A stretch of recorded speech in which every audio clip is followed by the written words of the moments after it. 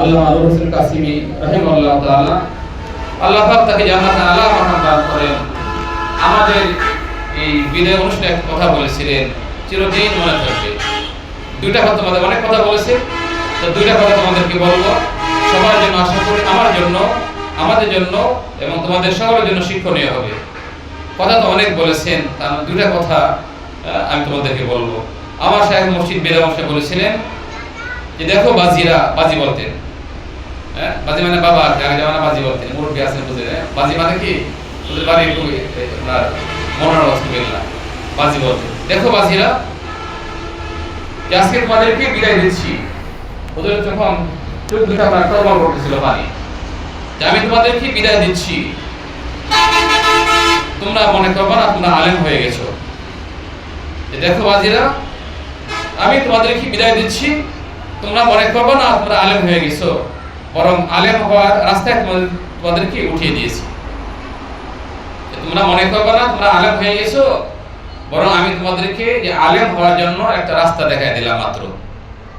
এখন হাঁটতে পারবে এই রাস্তায়। অর্থাৎ যে এলেম কিভাবে অর্জন করতে হয়, এলেম কিভাবে হাসিল করতে হয়, সেই পদ্ধতিটা তোমাদের শিখাইলাম। তোমরা এদেরকে আলেম মনে করবা না। আলেম তখন হবা যখন এলেম অর্জন করবা, মানে মুতাআল্লার মাধ্যমে, হাদিস তাফসীরের কিতাবের মাধ্যমে, হাদিসের কিতাবের মাধ্যমে, ফিকহের কিতাবের মাধ্যমে, এবং দিলটা নূরান্বিত হবে, দিলটা নূরে ভরপুর হবে তখন যখন আল্লাহ ওয়ালাদের কিতাব খুব বেশি থেকে বেশি পড়া হবে। যে যত বেশি, সে পুরুষ হোক নারী হোক, যে যত বেশি আল্লাহ ওয়ালাদের মালফুজাত করবে, আল্লাহ ওয়ালাদের বাণী করবে, আল্লাহ ওয়ালাদের জীবন করবে, তার দিলটা নূরে নূরান্বিত হবে। স্নেহের ছাত্রীরা, তোমাদেরকে বলছি, আমার শাইখের কথা তোমাদের নকল করে শোনাইলাম। আমি তোমাদেরকে বলছি, তোমরা যেখানে যাও, যেখানে থাকো, যে পরিবেশে থাকো, যে হালে থাকো, তোমরা জীবন যাপন করো।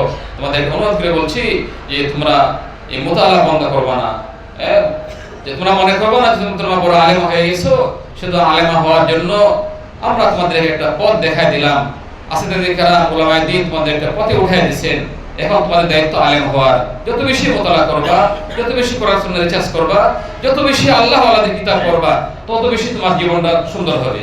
বেলা শুবা স্বর্ণকে লিখে রাখতে পারো, যত বেশি আল্লাহ ওয়ালাদের কিতাব পড়বা, তত বেশি তোমার জীবনটা সুন্দর হবে। আমার শাইখ মুর্শিদের দ্বিতীয় কথা, বাজি তোমাদেরকে আমি ছেড়ে দিচ্ছি এমন এক পথে, যে পথ যে কণ্টকাকীর্ণ, মানে যে পথে অনেক কাঁটা আছে। ঝড় তুফান আসবে, তোমাদেরকে পা মজবুত করে ঘিরে দাঁড়াইতে হবে। কি ব্যাপার? কথা যে আমি তোমাদের ছেড়ে দিচ্ছি, যে পথে চলবে অনেক কাঁটা, অনেক কাঁটা, সাবধানে চলতে হবে, পায়ে কি কাঁটা না বেঁধে। ঝড় তুফান এর মাঝে তোমাদের ছেড়ে দিচ্ছি, তোমাদেরকে পা ঘিরে দাঁড়াইতে হবে। এর মানে দুনিয়ার ফিতনা, গুনাহের ফিতনা, নানা ঝামেলা তোমাদের সামনে এসে পড়বে। এই মুহূর্তে তুমি মজবুত করে তোমার ঈমানকে রক্ষা করবা, মজবুত করে তোমার ঈমানকে রক্ষা করবা। পরদিন কথার মধ্যে অনেক বড় কথা আছে, হিকমত আছে।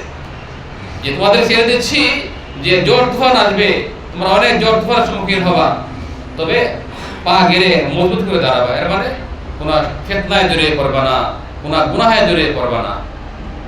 রাস্তা অনেক কাঁটাযুক্ত, সাবধানে হাঁটবে। মানে যেন দুনিয়ার কোনো ফিতনা, দুনিয়ার কোনো গুনাহ যেন জড়িয়ে না পড়ো, গুনাহ যেন তোমার মধ্যে ঢুকে না পড়ে, এই গুনাহের মাধ্যমে যেন জীবন ধ্বংস না হয়। গুনাহ হলো ঈমান আমল ধ্বংসের তীর। বড়দের নসিহত কেউ যদি বুঝে আর মনে রাখতে পারে, ওই নসিহতে জীবন পরিচালনা হবে। আমাদের বড় তো এই সম্পর্কে হাদিস বার করেছি। আমার শাইখের সঙ্গে আমি অনেক কিতাব করেছি, আল্লাহ তৌফিক দান করেছেন। উনি সবসময় শুধু বড়দের কথা শোনাইতেন। আমাদের আকাবের যারা ছিলেন, আমাদের বড় বড় আল্লাহ ওয়ালাদের কথা শোনাইতেন। একদিন হুজুরকে প্রশ্ন করা হলো, হুজুর আপনি শুধু আমাদের বড় বড় আল্লাহ ওয়ালাদের কথা শোনান, ওলামায়ে দেওবন্দের কথা শোনান, কোরআন হাদিস কথা খুব কম বলেন। তো হুজুর একটু মুশকিল আসছে, মাহে রমজান এদিকে হালাতে মুশকিল আসছে। দেখ বাজি, যখন হুজুরের মনটা ভালো থাকে সবচেয়ে আদরের কথা, দেখ বাজি, আমি তোদের কেন শুধু আল্লাহ ওয়ালাদের কথা শোনাই, ওলামায়ে দেওবন্দের কথা কেন শোনাই? কথাটা উনি অনেক লম্বা করে বলছেন, আমি সরকার করে বলতেছি যে আমি এই জন্য যে ওলামায়ে দেওবন্দের কথা এই জন্য শোনাই, যে যে তাদের জীবনটা বাস্তব কোরআন এবং হাদিসের নমুনা, যে তাদের জীবনটাই পরিচালিত হয়েছে কি বাস্তব কোরআন এবং হাদিসে পরিচালিত হয়েছে। কেউ যদি কোরআন বুঝতে চায়, কেউ যদি সুন্নাহ বুঝতে চায়, তাহলে কেউ যদি আমাদের বড় যারা ছিলেন, আকাবির যারা ছিলেন, ওলামায়ে দেওবন্দ, এদের জীবনকে সে মোতালা করে, এদের জীবন থেকে শিক্ষা অর্জন করে, তাহলে সে কোরআন সহজে বুঝতে পারবে, তাহলে সে সুন্নাহ হাদিস সহজে বুঝতে পারবে। কারণ তারা কোরআন বুঝেছেন, বাস্তব জীবনে আমল করেছেন, তারা সুন্নাহ বুঝেছেন, বাস্তব জীবনে সুন্নাহ অনুযায়ী আমল করেছেন, তারা ফিকহ বুঝেছেন, ফিকহ অনুযায়ী জীবন পরিচালনা করেছেন। সহজে বোঝাই দিচ্ছেন যে তারা কোরআন বুঝছেন। যে বাবাজি তুই সরাসরি কোরআন বুঝবি না, কোরআন এক মহান জিনিস, সরাসরি মহামানবের বাণী তুই বুঝবি না, হাদিস বুঝবি না, তো বাস্তবে তাদের কথা যদি বুঝিস তাহলে কোরআন বুঝবি আর সুন্নাহ বুঝবি। এই জন্য আমি বড়দের কথা বলি। তো বলতেছিলাম যে বড়দের কথার মধ্যে অনেক হিকমত, আল্লাহ পাক আমাদেরকে বড়দের চেনার তৌফিক দান করেন।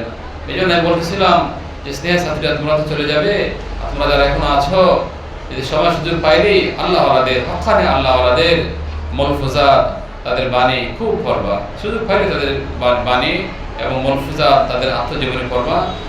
সরাসরি তাদের ফয়েজ বরকত দিল আসবে, দিল নূরওয়ালা হবে।